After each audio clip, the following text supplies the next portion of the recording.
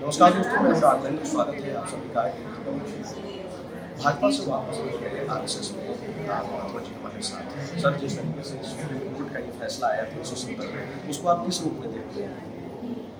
बहुत ही सही और अच्छा निर्णय सुप्रीम कोर्ट ने लिया।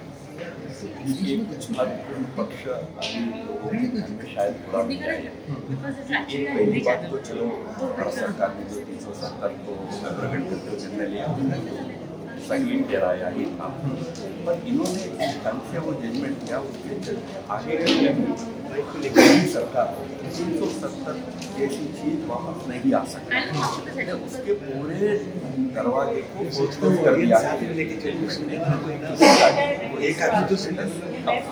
इस प्रकार का जो एकदम अलग संविधान भी हो, अलग प्रकार का प्रशासन उस प्रकार का नहीं हो सकता है।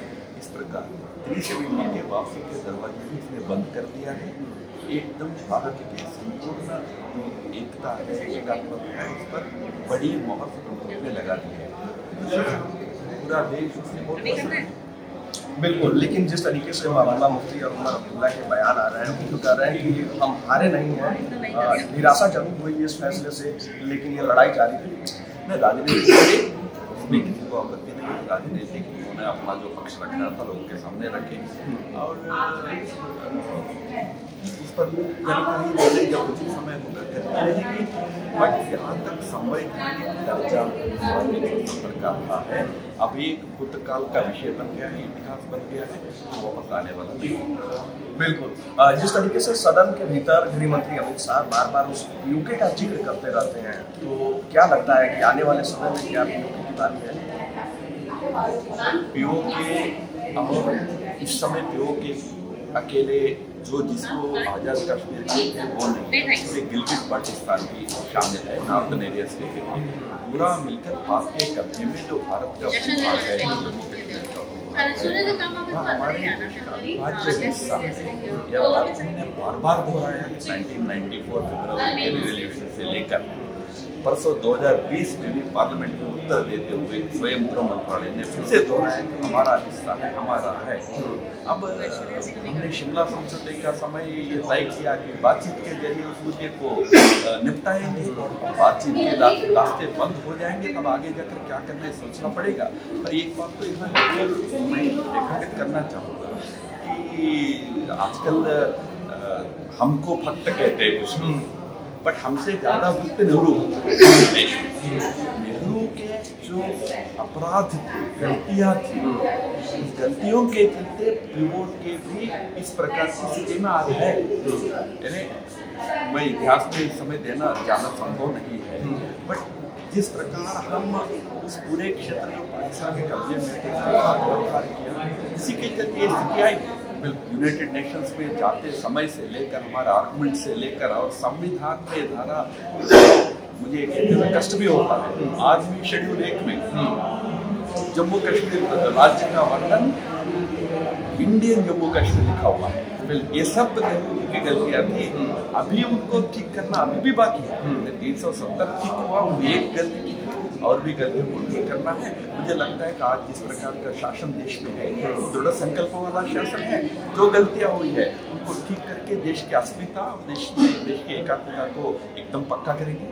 बिल्कुल, नेहरू जी की गलतियों का आपने जिक्र किया है, तो कांग्रेस ये भी कह रही है कि ये लोग उस दौर को नहीं देखे हैं जब बेटा बड़ा हो जाता है तो पिता इससे पूछता है कि आपने हमारे लिए किया क्या है। बिल्कुल, तो इसीलिए पिता को ये ध्यान में रखना चाहिए था कि आगे जाकर बेटा पूछेगा, जो क्या अपराध कर रहे हो, ये ठीक कर रहे हो कि नहीं कर रहे हो, पूछेगा। ये तो सोचना चाहिए ना। तो मैं यही कह रहा हूँ, नेहरू को इतिहास क्या कहेगा ये सोचना चाहिए था। जिस प्रकार का बहुत ही कैजुअली निर्णय लेते गए, मैं वही कह रहा हूँ। हम 370 की बात करते हैं, 370 चलो संविधान सभा में पारित होकर आया, मान लो 1 मिनट के लिए, कांग्रेस का वो आर्गुमेंट है, नेहरू ने नहीं किया, पूरे सब कैबिनेट ने किया, संविधान सभा ने किया। बट 370 को जिस रूप में पेश किया गया, वो अपराध नेहरू ने 1952 में किया। 1952 में जो दिल्ली एग्रीमेंट हुआ था शेख अब्दुल्ला और नेहरू के बीच में, उसके चलते 2 संविधान आए, उसके चलते 2 झंडे आए, उसके चलते अलग प्रशासन आया, उसके चलते भारत का संविधान लागू नहीं होगा, ये बाकायदा एग्रीमेंट में आ गया था। ये अपराध संविधान सभा ने नहीं किया था, ये नेहरू ने किया था। नेहरू क्यों नहीं सोचा कि इतिहास में मेरे बारे में क्या कहेगा? नेहरू से लेकर मोदी जी तक सबको सोचना पड़ेगा कि इतिहास क्या कहते हैं। इसलिए मोदी जी हर एक कदम बहुत सावधानी से लेते हैं, भविष्य को ध्यान में रखकर लेते हैं। एक रोमांटिक दृष्टि से कभी कदम नहीं उठाते, पर दुर्भाग्य से नेहरू के सारे कदम रोमांटिक थे, कोई दूरगामी सोच नहीं थी। उसका परिणाम देश ने भुगता था, आज भी भुगत रहा है। बिल्कुल। 22 जनवरी 2024 भारत के लिए ऐतिहासिक दिन होने वाला है, राम मंदिर। बिल्कुल, जिस राम मंदिर को लेकर इतना बड़ा लंबा संघर्ष चला, शताब्दियों का संघर्ष चला, उसका एक अंतिम शुभ अवसर मंदिर का जो उद्घाटन हो रहा है उसमें होने वाला है। वो तो पूरे देश के संदर्भ में एक बहुत आनंद का विषय है। मैं मानता हूँ कि पूरा देश उसका आनंद जरूर लेगा, उल्लास से उत्साहित होगा। कांग्रेस को इससे भी तकलीफ है, कह रही है कि इससे राजनीतिक लाभ लेना चाहते हैं 24 में। भाई देखो, राजनीतिक लाभ तो सबसे ज्यादा तो राजीव गांधी ने लिया था, शिलान्यास को स्वीकार करके। राम मंदिर देश की अस्मिता का, इस देश की गौरव का एक प्रतिष्ठा का विषय है, कोई राजनीतिक मुद्दा नहीं, कोई राजनीतिक लाभ नहीं ले रहा है। आप सरकार में होते तो अब भी यही करते। सुप्रीम कोर्ट का जजमेंट है, सुप्रीम कोर्ट ने कहा कि वहाँ मंदिर बनना चाहिए। आपकी सरकार होती तो मंदिर बनता कि नहीं बनता? इसलिए राजनीतिक नहीं है, देश के स्वाभिमान का प्रश्न है। कांग्रेस को भी आनंद लेना चाहिए। चलिए, तो सुना आपने 370 और राम मंदिर पे राम माधव जी की राय क्या है। खैर, ऐसे ही तमाम बड़ी खबरों के लिए आप सब जुड़े रहें इन खबर के साथ। धन्यवाद।